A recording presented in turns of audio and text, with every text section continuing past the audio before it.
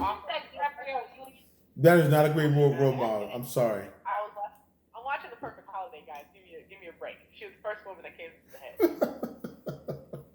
But I'm saying like we don't. Men are based off of affection in this day and age. In my generation of men and people and children younger than me and stuff like that, they're mostly based off affection more than women are.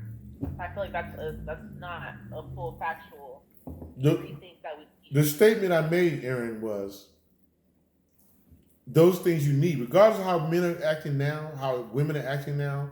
You still need that. You're going to need those things until we're no longer on this planet. As a woman, you need the attention, affection, and emotional stability in order for you not to malfunction as a woman.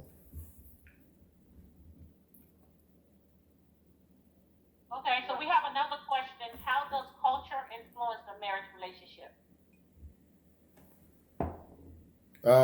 In a lot of ways, social media, child rearing, the new stay-at-home dad. The list is probably much longer than my fingers I have.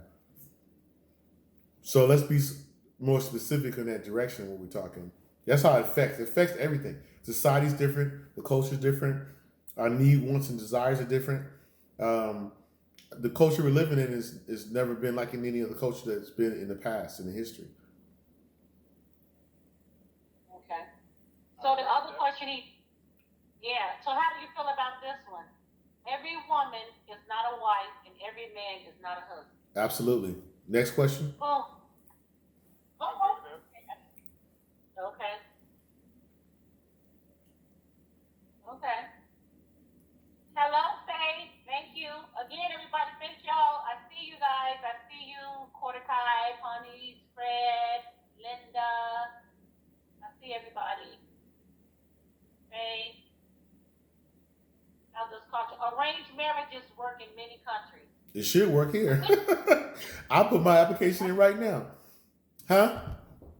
I think me and Rob was mentioning that. Remember we were saying how arranged marriages and stuff. I think earlier today yesterday. We was talking about arranged marriages and how people was we liking them or not liking them. Remember that, Rob? Was that me? Well, it won't work in this culture we're in now because we don't have to have an arranged marriage. You have to have a foundation that's accepted in the society that you're in. Number one, and right now we have no norms. Anything's normal. There's no normal family. That means you could have two fathers, two mothers, mother, father, mother.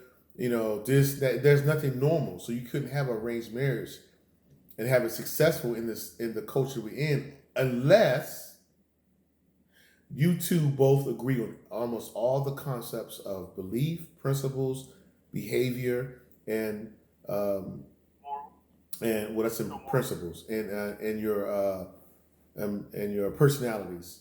So if y'all believe because that don't matter where you at. If you have those 4 things or 3 things connected 100%, nothing else matters. The world is outside, not inside. So where we are today, do you think therapy helps? That's a tough question because if you believe it helps, then it helps. I believe we don't need the therapy to the capacity that we constantly telling everybody to go seek therapy. We need to learn how to be self-aware, self-accountable, self-develop, and self-love. If we have those things, therapists will go out of business. If you truly knew how to be self-aware and love yourself and develop yourself as you go to cultivate growth, what's the need of a therapist? That's all they're trying to do is get you to. I'm sorry, go ahead, Rob. Take accountability of your shortcomings. Yeah, I said accountability as well. Exactly. Go ahead. I agree. No, you're fine. I know when I was doing, I took a class on happiness, and at the end of the class, pretty much it was like, P.S. You're happy because you're deliberately deciding to be. That to say you took a happiness class sounds foolish. No, it was a class. Unless you. Pandemic. So a lot of people were. Oh my goodness, that's crazy. So I was like, how everybody kept saying like. Crazy. It was like a well-being life type class. But what they was basically saying is people kept saying, I'm just not happy, just not happy, just not happy. You know what I mean? But she was basically trying to teach people that it's not that you're not just happy, but when they did like different studies and stuff on if you had a bunch of money, you know, these people weren't still what happening. Or if I got into the best school, they did one of the studies on some of the kids who was saying, oh, you know, when you're sitting there waiting for your results to see if you got into like these big colleges, the people, when they did that study on all those students, they showed a video and everybody get really excited, jump up in there and all like that. Half of those kids became depressed half a semester in. So they were just trying to say, it's not just what you're getting or whatever. You have to, you're being happy because you're getting up, working on it every day. You know. That's so it's crazy. not like you have to really like, you know, do. First of all, happiness, if you research the word, something's got to happen in order for you to be happy. So you should seek joy and peace in your life. Joy is just a state of mind, right? So if you choose to deal with every adversity, challenge, downfall, tragedy in a certain way, then you're going to have joy in your life because those things won't affect you. So, I mean, happiness, I'm sorry, I don't want to be bad about your happiness. You took the class, spent $25. Let me chime in on this. I like my class, Miss Laurie Santos, Yale University. I'm just saying. I'm just saying. Absolutely. I think I'm going to do a class on happiness. Hold on, Faith said, that's true in one sense, but on the other hand, some people need more therapy than others. This is therapy as well. Thank you.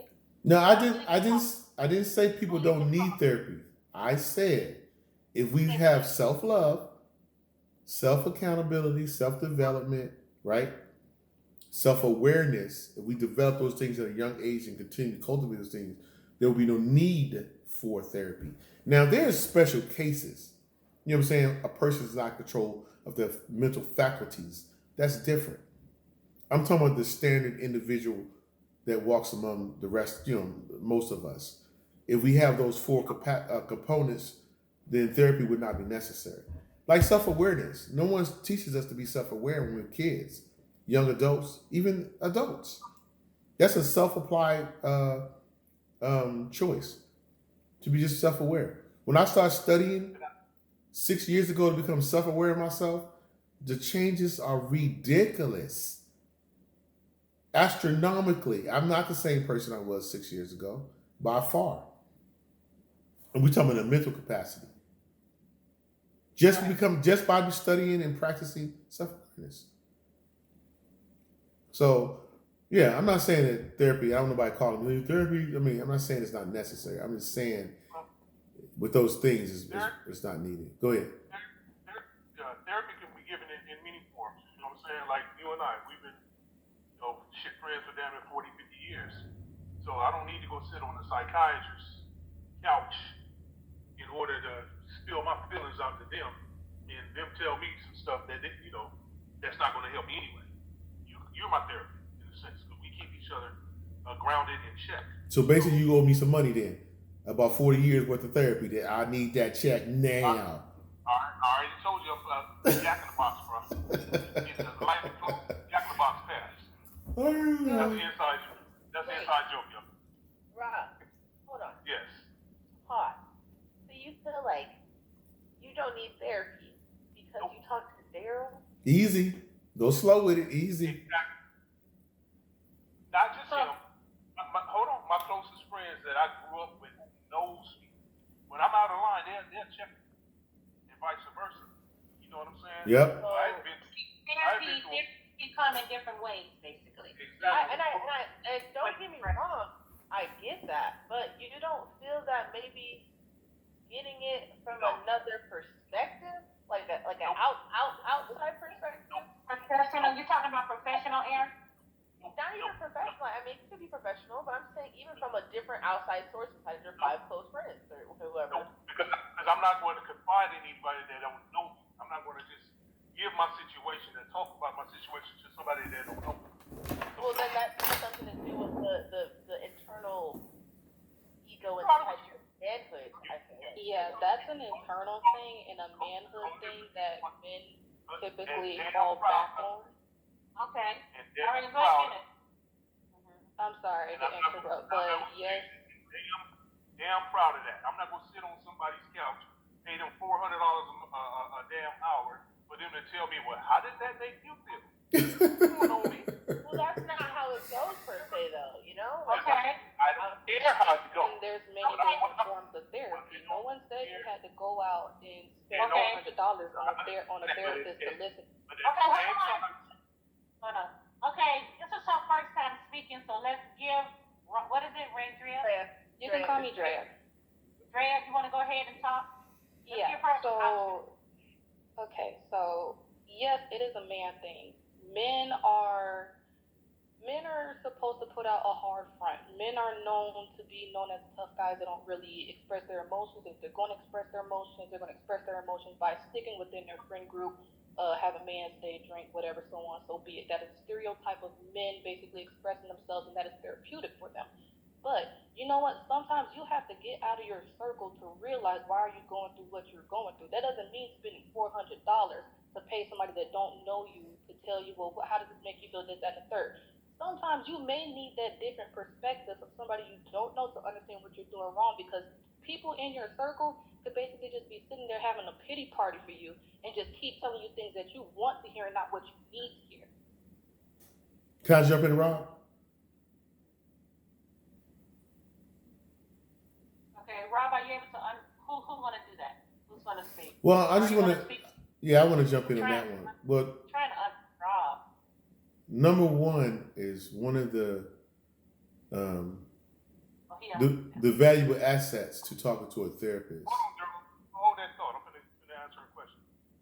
I don't need nobody, no professional therapy. I just buried my mama 2 months ago. I watched her die. So you telling me that I need to go, see somebody because of that or whatever? I confided in my best friend that's on the other side of this podcast right now, and I'm fine with that. I accept things for what they are. Things I can't control, I accept it. So no, I'm not going to go sit. Me personally, I'm not speaking for nobody else. No, therapy is not going to work for me going outside and so-called getting professional, so-called help from somebody else. I'm going to confide within my circle of closest friends who know me the best and who's going to tell me the truth. And if anybody have a problem with that, so be it. All right, Daryl, go ahead. Appreciate that, Rob. Thanks for the love, bro. But no, speaking on therapists, I'm not trying to down a therapist. So one of the advantages, if you're talking to a good therapist, is one that doesn't judge you. So that's one of the key factors of going to a therapist. They're going to be non-biased and they're not going to judge. And which I talk to anybody that knows me, I don't judge. I mean, even Erin, Heidi on the line, when I talk to her about certain things, I tell the truth. It's something that is not right. So now you shouldn't have done that, or he was this, he was that. I'm being reflective and objective if I'm giving some suggestions or advice, and I'm never judging, because that's one of the parts that prevents a lot of friends talking to other friends and family members, is when people are judging that person. So it's hard to confide someone who's judging you. So I've learned that early in life that I take judgment out. I don't even judge myself, to be honest with you. I do assess myself and measure certain things within certain things of myself, but I don't judge myself, because then I leave room for easily for forgiveness and reflection if I'm not judging myself, because I still realize that I'm not there. So yeah, I mean, I'm not going to, if Rob come to me with some stuff and it sounds like, nah, dude, you shouldn't do that, or you was wrong, or he might not like it, but I'm not going to just pacify him with my words, because then that means I'm devaluing myself. So if someone else comes to me with some help or concerns or issues, if I'm doing that, then I'm devaluing myself. But go ahead. I'm done. Okay, y'all. Okay. All right, thank you guys for joining us. We have about 5 minutes. About 10 minutes. I would like for Daryl to, if you guys don't mind, Daryl has a book that's out right now. He has three books out. The first one is How to Find the Perfect Love, and you can find them on Spotify. His other book is How to Get What You Want from a Man, and he has a third one is, what is it, Daryl? For men only. It's for men only. For men only. Yeah. And you can find me can find them on Facebook. Is it under your name, Daryl Canty? That's the name I use so far. Okay, so that's his Facebook, so you guys can find him on there. You can visit it. We have a Wellbeing Life Facebook group, and I have the Wellbeing Life Spotify with Regina Jackson. You can find me there, and I also have an Instagram called the Wellbeing Life 22, and you can find me there. And I'm going to be hosting this every week at the same time, 6 o'clock, whatever time you got on. We were on at 6, but we started a little late. I'm just gonna do this every week. It's gonna be a series. If you guys have any questions, please email me some of your questions, some ideas.